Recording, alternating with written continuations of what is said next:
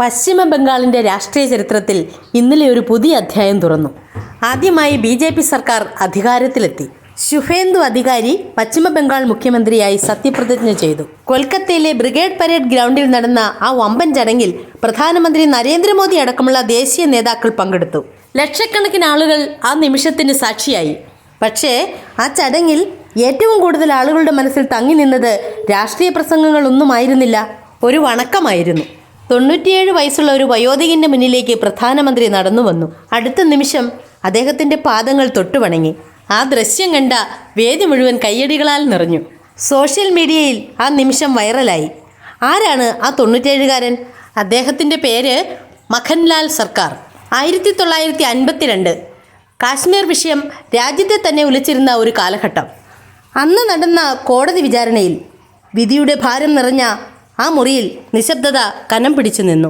വിധിവാചകം വായിച്ച നിമിഷം അത്ഭുതകരമായി അവിടെ ഉയർന്നു കേട്ടത് ശാന്തമായ ശബ്ദത്തിൽ ഉയർന്ന ദേശീയ ഗാനമായിരുന്നു. ആ നിമിഷം ചരിത്രമായി മാറി. ഒരു ശക്തമായ ദേശസ്നേഹത്തിൻ്റെ അനുഭൂതി പോലെ ആ മുറി മുഴുവൻ ഒരു വ്യത്യസ്തമായ വികാരം നിറഞ്ഞു നിന്നു. ആ ദേശീയ ഗാനം ഉയർന്നു കേട്ടത് മഖൻലാൽ സർക്കാർ എന്ന യുവാവിൻ്റെ കണ്ടത്തിൽ നിന്നായിരുന്നു. ആരാണ് മഖൻലാൽ സർക്കാർ? ജനസംഘ കാലം മുതൽ രാഷ്ട്രീയ പ്രസ്ഥാനങ്ങളുമായി ബന്ധപ്പെട്ടിരുന്ന ഒരു മുതിർന്ന പ്രവർത്തകൻ. ശ്യാമപ്രസാദ് മുഖർജിയുമായി അടുത്ത ബന്ധമുണ്ടായിരുന്ന വ്യക്തി.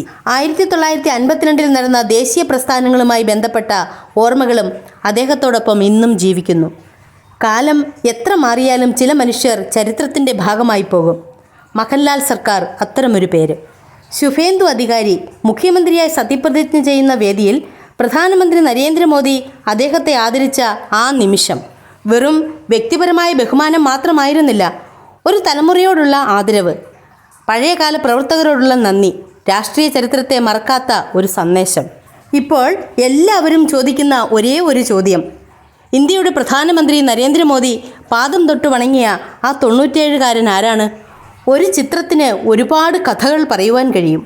ഇന്നലെ ബംഗാളിൽ ജനലക്ഷങ്ങളെ സാക്ഷിയാക്കി നടന്ന ആ ഒരു വണക്കം ലോകം മുഴുവൻ ശ്രദ്ധിച്ച നിമിഷമായി മാറി.